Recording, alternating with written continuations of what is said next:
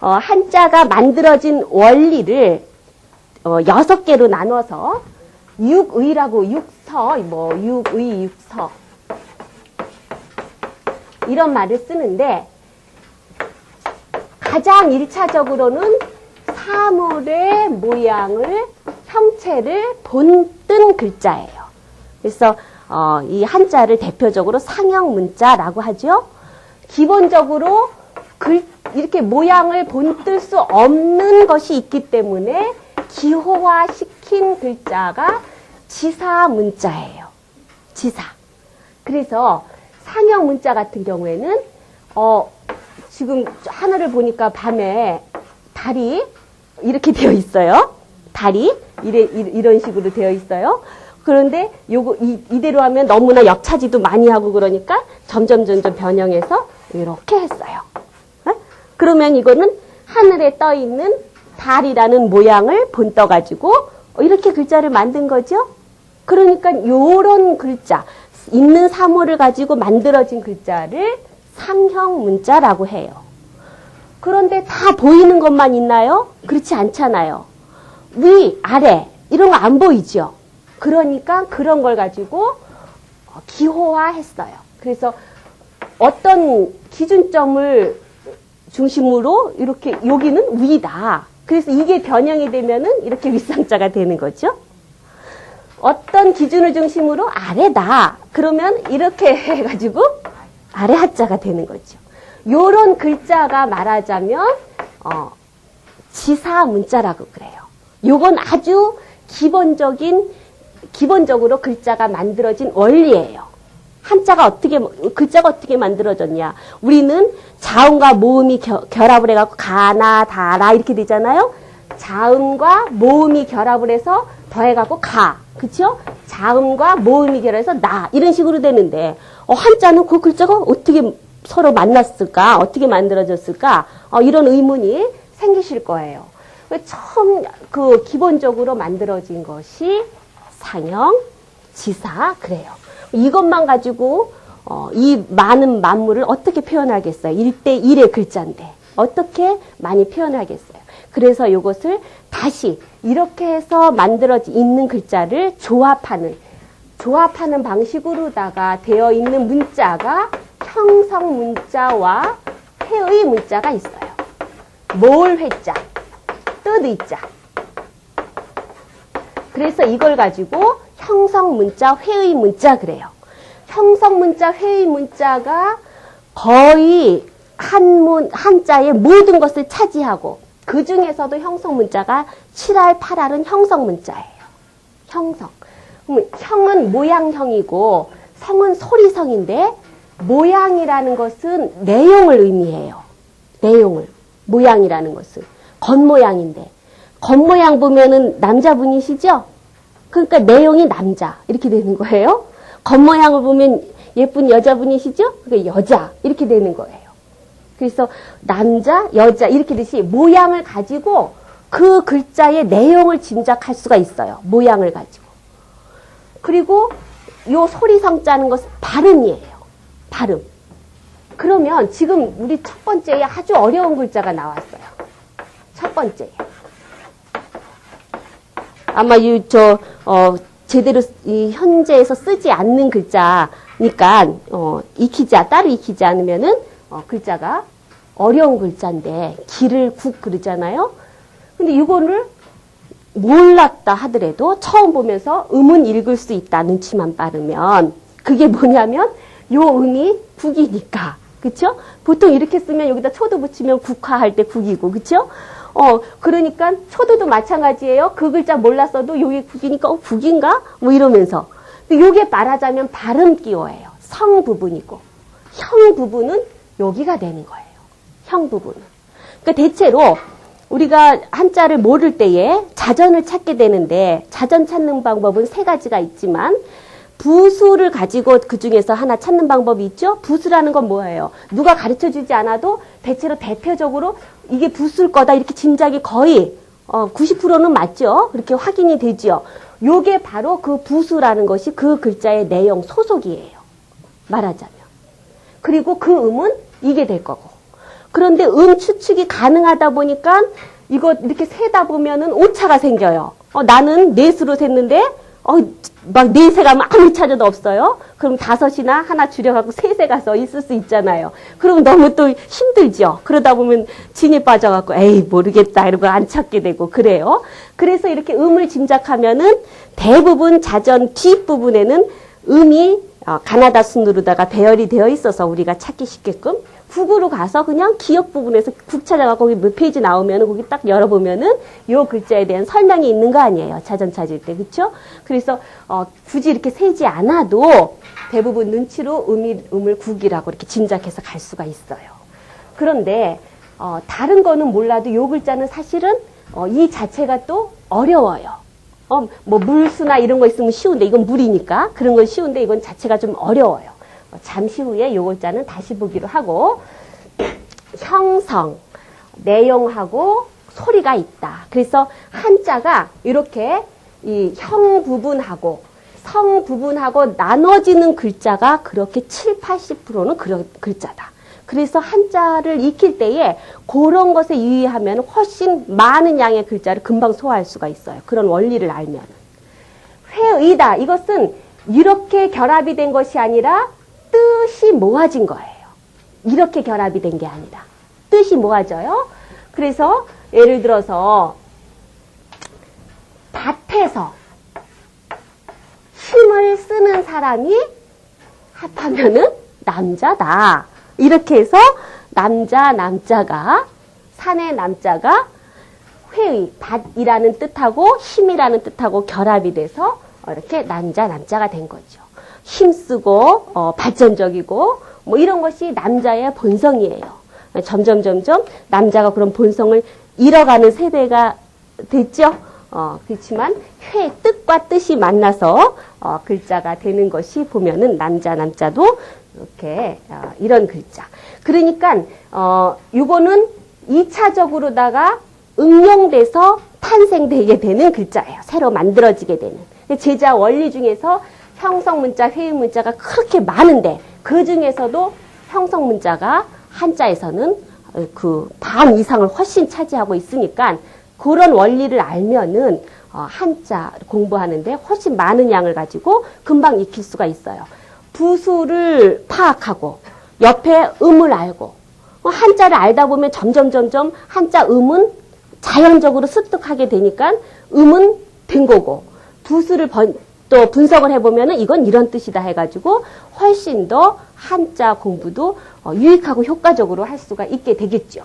그러면 4가지인데 이거 말고 3차적으로 또 글자가 만들어지는 2가지가 있어요.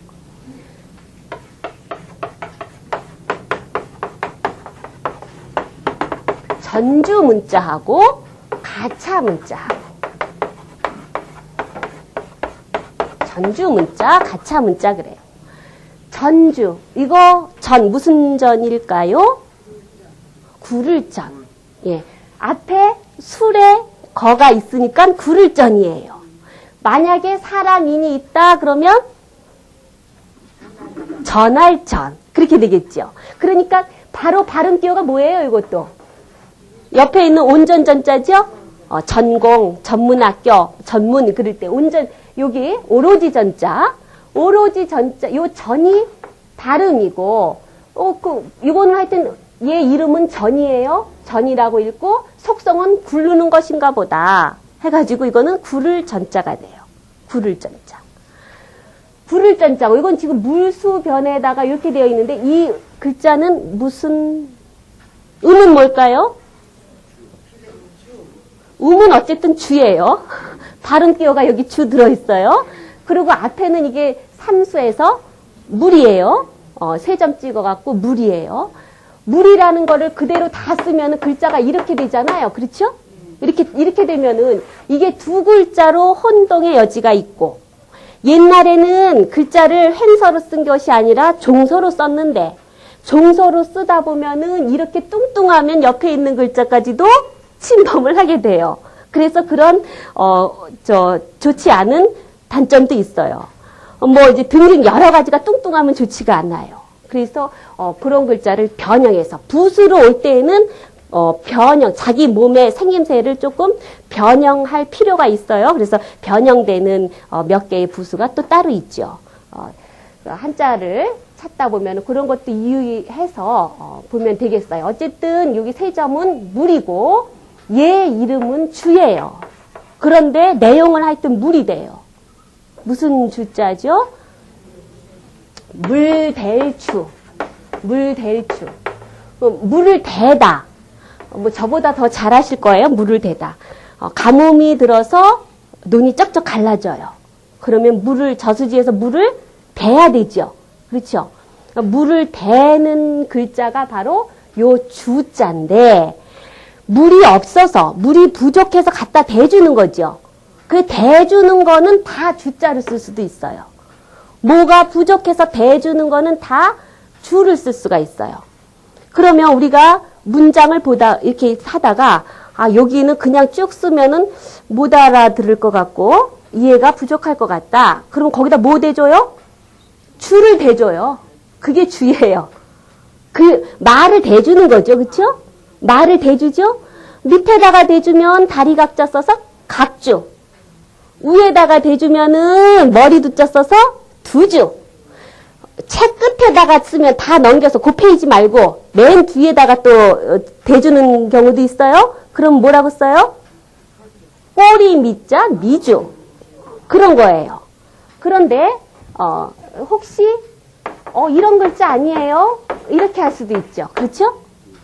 처음에는 이 글자로다가 다 말을 대주던 물을 대주던 대주는 건 다 이렇게 썼어요.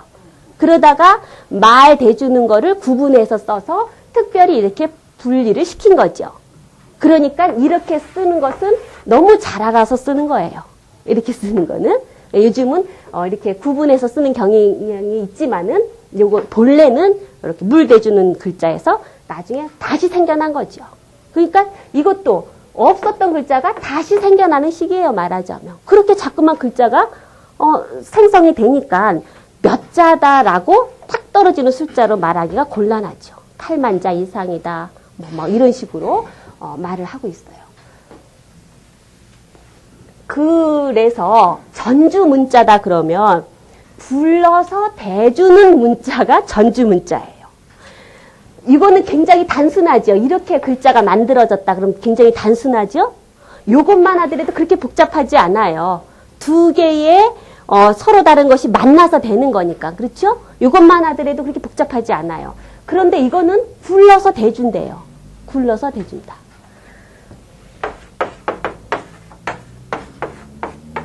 이 글자는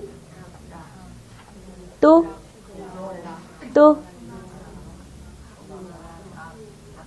나왔어요. 세 개 다 나왔어요. 세 개 다 나왔어요. 요. 이게 굴러서 대주는 거예요. 이게. 굴러서 대주는 거는 서로가 무관하지 않아요. 음악 그럴 때 명사를 할 때 음악의 악이죠? 음악은 즐거워요, 슬퍼요? 즐기는 거죠. 그 본래 속성이 그런 거죠. 그렇죠? 그러니까 즐길 락. 그렇게 한번 부른 거예요. 그건 뭐 좋은 거죠. 좋아하다. 좋아하죠. 누구나 좋아할 요산 요수 그럴 때.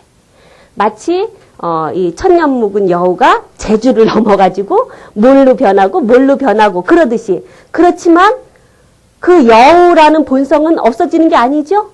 그냥 이렇게 좀 탈바꿈만 하는 거지. 그런 식으로 불러가지고 또 여러 가지로 써요.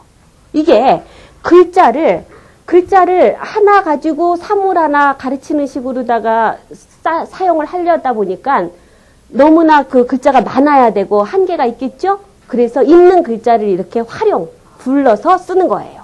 그러니까 이거를 볼 때에 이거를 과연 한 글자로 쳐야 되는가?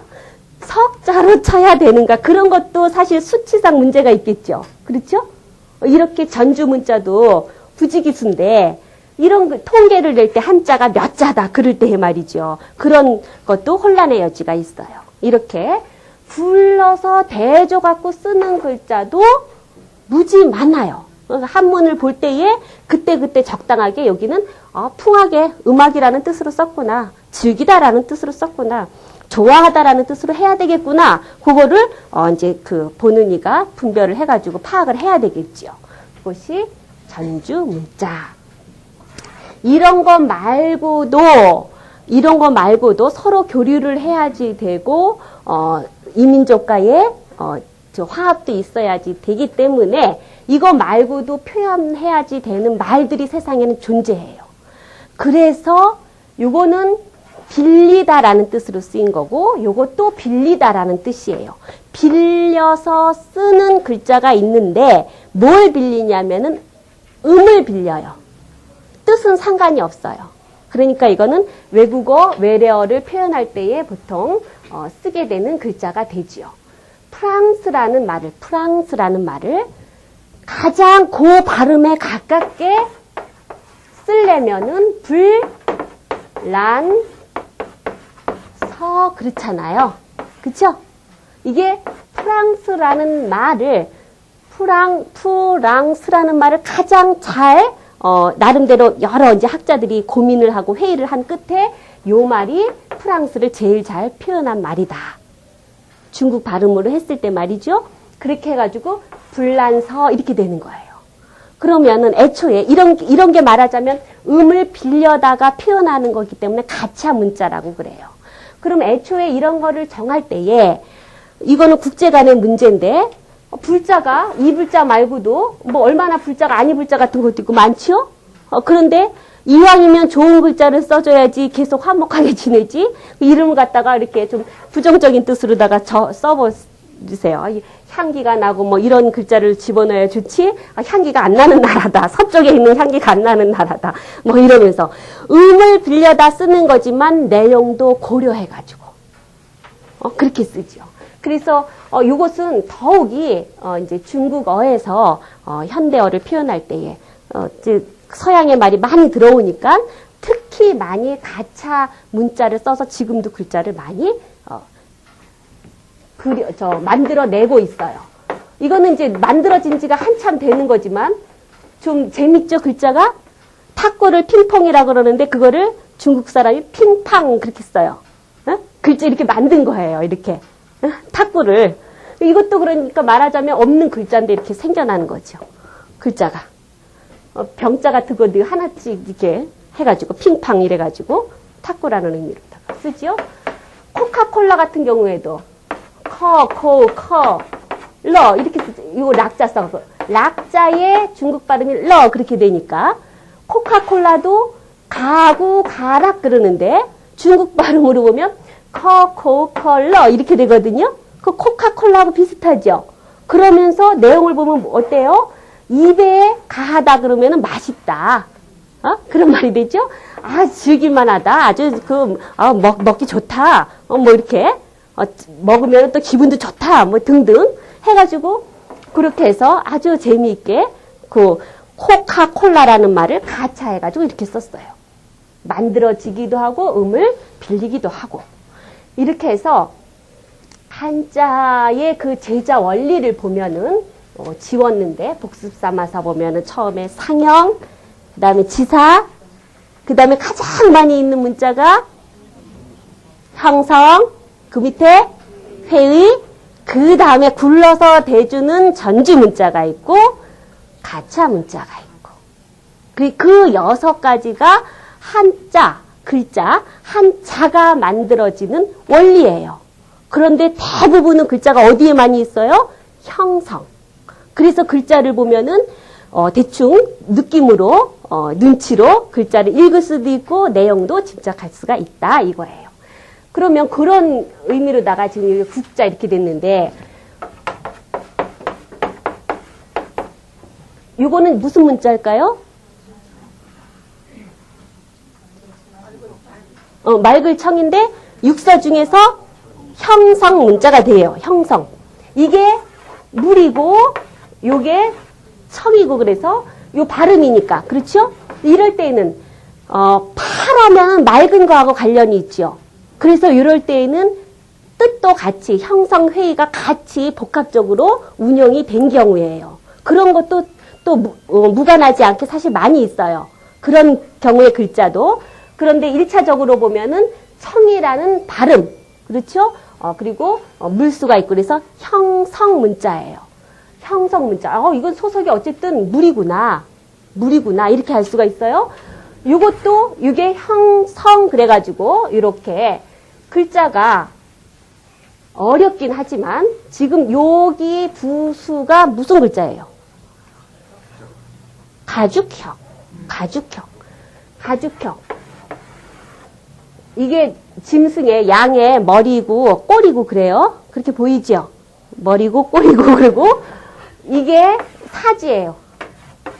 그럼 이게 죽어 있는 것 같아요? 살아 있는 것 같아요? 사지를 쩍 벌리고 있으니까 동물이 짐승이 죽어 있는 거죠. 쩍 벌리고 있는 거는 죽어 있는 거예요. 여기에 요거는 손인데 손이 있어요. 요거 이렇게 잘 정돈하면 저 글자 되겠죠. 그렇죠? 죽어 있는 짐승을 손으로다가 어떻게 다루는 거예요. 죽어 있는 짐승의 가죽을 손으로다가 뭐 이렇게 해가지고 아주 사용할 수 있게끔 그렇게 만들어요. 그게 저 가죽이라는 가죽 혁자예요. 그런데 가죽이라는 뜻에는 가죽에는 이것도 가죽이에요. 가죽피, 가죽혁, 그래서 피혁 제품. 피혁 제품이에요. 지갑을 꺼내서 봤더니 이거는 악어 가죽이네. 악어 모양이 있으니까 악어 가죽이네. 이렇게 쓰죠. 이렇게 보죠. 그렇게 모양을 보고 생전에 무슨 동물이다 짐작할 수 있으면 그건 피예요. 그러면 얼룩얼룩 호랑이가 이렇게 있으면 호혁일까요? 호필까요? 호피예요. 호혁이라고 그러지 않고 호피예요. 혁은 가공을 해가지고 이게 소가죽인지 양가죽인지 모르는 게 그게 혁이에요. 그래서 혁이라는 뜻에는 바꾸다, 변화하다 그런 뜻이 들어있어요. 그러니까 왜 혁명에다 가죽혁자를 썼겠어요? 가죽혁자인데, 그쵸? 천명을 바꾸다 이런 뜻이죠. 그쵸? 그래서 주체자가 달라지는 거잖아요. 주체, 다스리는 주체가 명이라고 보면 그게 달라지는 거, 바뀌어지는 게 그게 혁명이죠. 혁명. 바뀌다라는 뜻이에요. 주역에도 혁계가 있고. 바뀌다.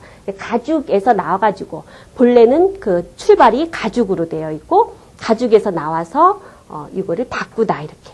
이런 것도 말하자면 음은 변하지 않지만 이것도 전주예요. 불러서 이렇게 다른 뜻으로 쓰여지는 거. 그러니까 자전을 보면 글자 하나에 음뜻 하나만 있어도 어려운데 말이죠. 막 20번, 30번까지 가는 글자도 많지요. 그런 게 말하자면 불러서 그렇게 많이 활용을 해가지고. 그래서 점점 공부를 많이 하고 양이 많아지면은 익숙하게 이제 그런 것을 다루면서 보게 되는 거고, 굳이 1번부터 20번까지 자전에서 그 항목이 있다 그래서 그거를 딸딸딸딸 외우지 않아도 한문책을 보다가 그렇게 익혀져요. 그래서 이렇게 공부를 아무래도 하루에 할 수 있는 양이 있는데 어떻게 그거를 다 집어넣고 하겠어요. 오늘 할 만큼만 충실히 하면은 그게 자연적으로 쌓여져 가지고 20문항이든 30문항이든 다 봤던 부분이 되는 거예요. 그렇게 익혀지는 거죠. 세월이 지나가는 거 보면 그런 거 느껴지잖아요. 하루하루는 늦게 가는 것 같지만 그게 어떻게 그냥 뭐 몇천 일이 되고 몇만 일이 되고 셀 수 없는 그런 수많은 날이 되잖아요. 그런 게 오늘 하루하루 그렇게 하는 양이 쌓여지고 해가지고 자전 하나 통째로 내 머릿속에 들어갈 수도 있는 거예요. 그런 게 쌓여져가지고. 한자 하나는 복잡하지만 다 관련이 있어요. 그래서 이것은 음은 국이고 음은 국인데 얘 이름은 국인데 어쨌든 이렇게 바뀌어가죠? 바뀌어가요. 그래서 이게 기르다 성장시키다 그런 것은 계속 뭔가를 이렇게 발전해 나가고 달라져 가는 거잖아요. 아기에서 뭐 몇 살에서 이렇게 점점 달라져 가는 거죠. 그런 속성을 가지고 기르다라는 글자가 된 거예요. 기를 국자 이렇게 되는데 이왕 한자가 나와서 6가지 원리에 대해서 말했는데 한자에서는 3가지 요소가 있어요. 3요소 그래가지고 요소가 있어요. 그것은 모양이 있으면 이름이 있어요. 그리고 뜻이 있어요. 그냥 한자의 3요소다. 굉장히 거창한 말인 것 같은데 우리가 한자 공부할 때 늘 3요소를 가지고 공부를 해요. 이 글자를 보면 이 글자를 보고 기를 국 그러잖아요. 이 글자 얘 생김새가 형이에요. 얘 생김새가 형. 이게 형이에요.